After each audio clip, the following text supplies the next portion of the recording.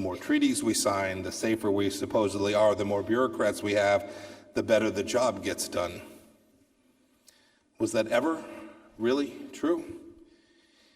The central question that we face is the question of whether the system, as currently configured, as it exists today, and as the world exists today, does it work? Does it work for all the people of the world? Today, at the United Nations, peacekeeping missions drag on for decades, no closer to peace. The UN's climate-related treaties are viewed by some nations as simply a vehicle to redistribute wealth. Anti-Israel bias has been institutionalized. Regional powers collude to vote the likes of Cuba and Venezuela onto the Human Rights Council. You know, the UN was founded as an organization that welcomed peace-loving nations. I asked today, does it continue to serve its mission faithfully? In the Western Hemisphere, has enough been done with the Organization of American States to promote its 4 pillars of democracy, human rights, security, and economic development in a region that includes the likes of Cuba, Venezuela, and Nicaragua? In Africa, does the African Union advance the mutual interests of its nation-state members?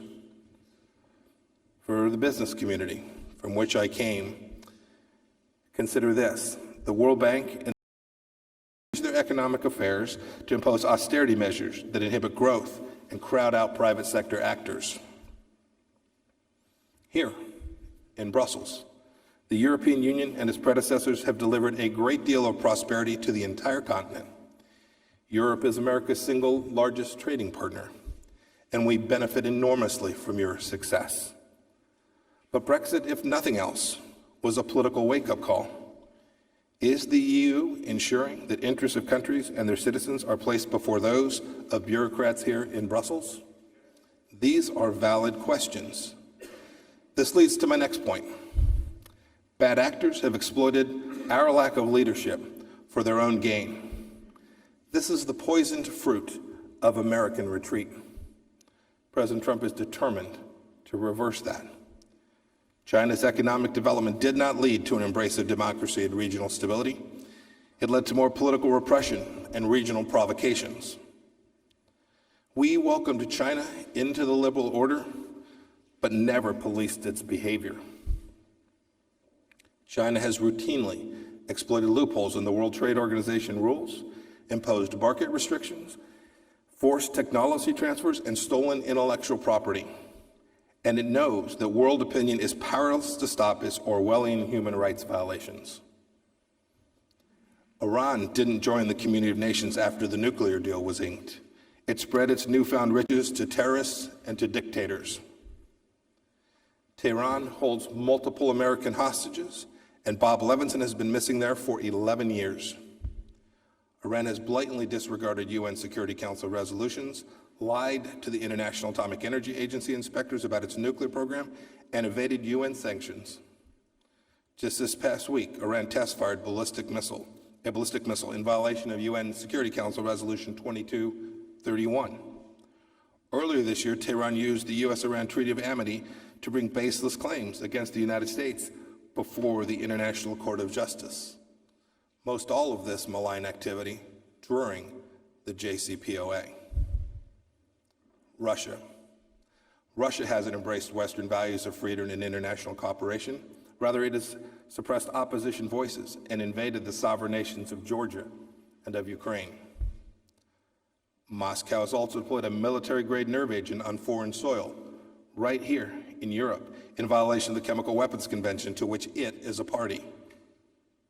And as I'll detail later today, Russia has violated the Intermediate-Range Nuclear Forces Treaty for many years. The list goes on. We have to account for the world order of today in order to chart the way forward. It is what America's national security strategy deemed principled realism. I like to think of it as common sense. Every nation must honestly acknowledge its responsibility to its citizens and ask if the current international order serves the good of its people as well as it could. And if not, we must ask how we can right it. This is what President Trump is doing. He is returning the United States to its traditional, central leadership role in the world. He sees the world as it is, not as we wish it to be. He knows that nothing can replace the nation-state as the guarantor of democratic freedoms and national interests. He knows, as George H.W. Bush knew, that a safer world has consistently demanded American courage on the world stage.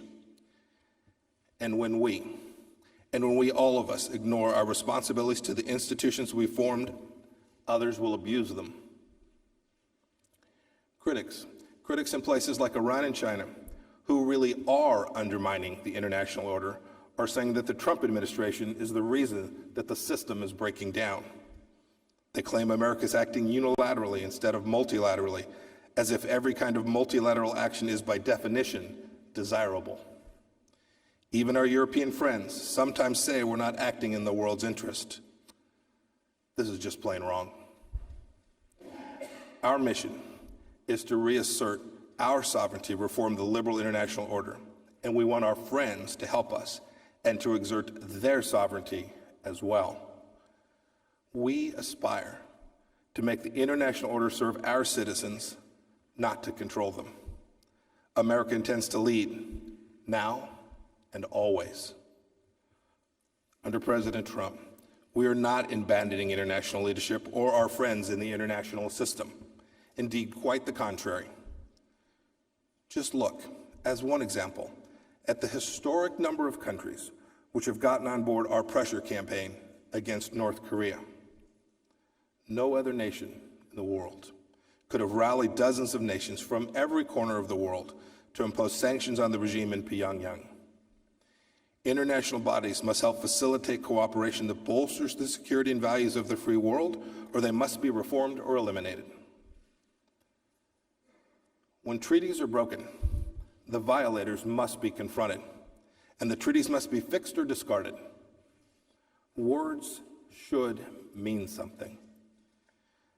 Our administration is thus lawfully exiting or renegotiating outdated or harmful treaties, trade agreements, and other international arrangements that do not serve our sovereign interests or the interests of our allies. We announced our intent to withdraw from the Paris Agreement on climate change, absent better terms for the United States. The current pact would have siphoned money from American paychecks and enriched polluters like China. In America, we've found a better solution. We think a better solution for the world. We've unleashed our energy companies to innovate and compete, and our carbon emissions have declined dramatically. We changed course from the Iran deal because of, among other things, Tehran's violent and destabilizing activities, which undermined the spirit of the deal and put the safety of American people and our allies at risk. In its place, we are leading our allies to constrain Iran's revolutionary ambitions and end Iran's campaigns of global terrorism. And we needn't a new bureaucracy to do it. We need to continue to develop a coalition which will achieve that outcome, which will keep people in the Middle East and Europe and the entire world safe from the threat from Iran. America renegotiated our treaty, NAFTA, to advance the interests of the American worker. President Trump proudly signed the U.S.-Mexico-Canada agreement at the G20 this past weekend in Buenos Aires. And on Friday, it will submit it to the Congress, a body accountable to the American people. The new agreement also includes renegotiation provisions because no trade agreement is permanently suited to all times. We've encouraged our G20 partners to reform the WTO, and they took a good first step in Buenos Aires this last week. I spoke earlier about the World Bank and the IMF. The Trump administration is working to refocus these institutions on policies that promote economic prosperity, pushing to halt lending to nations that can already access global capital markets, countries like China, and pressing to reduce taxpayer handouts to development banks that are perfectly capable of raising private capital on their own. We're also taking leadership, real action, to stop rogue international courts like the International Criminal Court from trampling on our sovereignty, your sovereignty, and all of our freedoms. The ICC's Office of the Prosecutor is trying to open an investigation into U.S. personnel in connection with the war in Afghanistan. We will take all necessary steps to protect our people, those of our NATO allies who fight alongside of us inside of Afghanistan, from unjust prosecution. Because we know if it can happen to our people, it can happen to yours too. It is a worthy question. Does the court continue to serve its original intended purpose? The first 2 years of the Trump administration demonstrate that President Trump is not undermining these institutions, nor is he abandoning American leadership. Quite the opposite. In the finest traditions of our great democracy, we are rallying the noble nations of the world to build a new liberal order that prevents war and achieves greater prosperity for all. We're supporting institutions that we believe can be improved. Institutions that work in American interests and yours, in service of our shared values.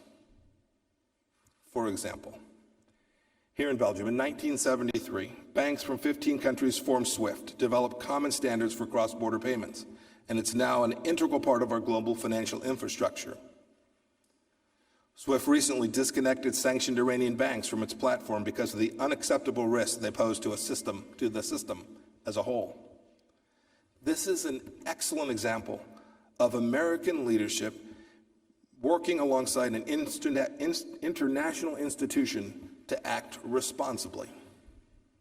Another example, the Proliferation Security Initiative, formed by 11 nations under the Bush administration to stop trafficking in weapons of mass destruction. It has since grown organically to 105 countries and has undoubtedly made the world safer. And I can't forget, standing here, one of the most important international institutions of them all, which will continue to thrive with American leadership. My very first trip, within hours of having been sworn in as a Secretary of State, I traveled here to visit with our NATO allies. I'll repeat this morning what I said then. This is an indispensable institution. President Trump wants everyone to pay their fair share so we can deter our enemies and defend the people of our countries.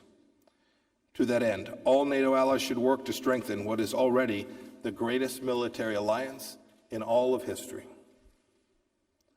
Never has an alliance been so powerful or so peaceful, and our historic ties must continue.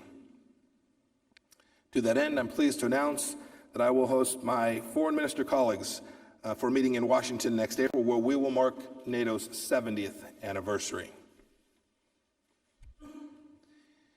As my remarks come to a close, I want to repeat what George Marshall told the UN General Assembly back near the time of its formation in 1948. He said, quote, "International organizations cannot take the place of national and personal effort or of local and individual imagination.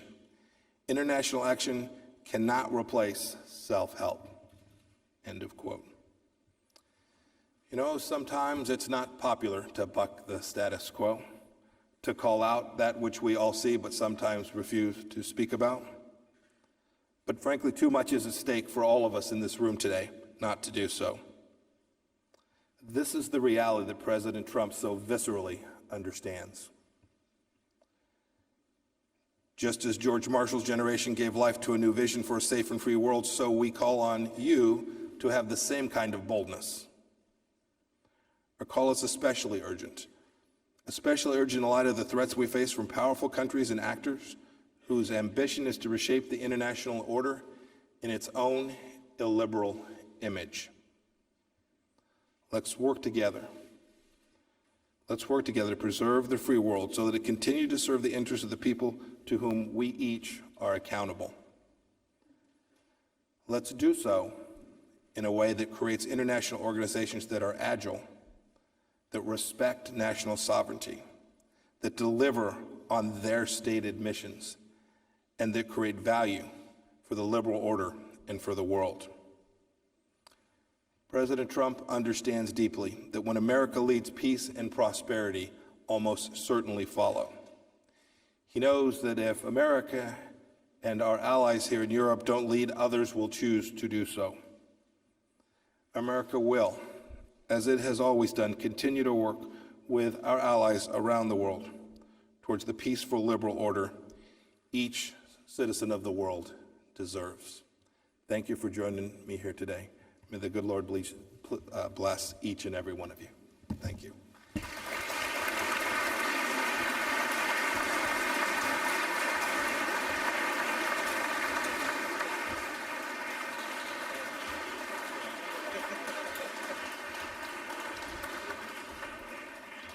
Mr. Secretary, thank you again very much. It's a real pleasure to have you with us. Thanks to all of you. If I could ask you just to stay seated for a few moments so that the party can leave.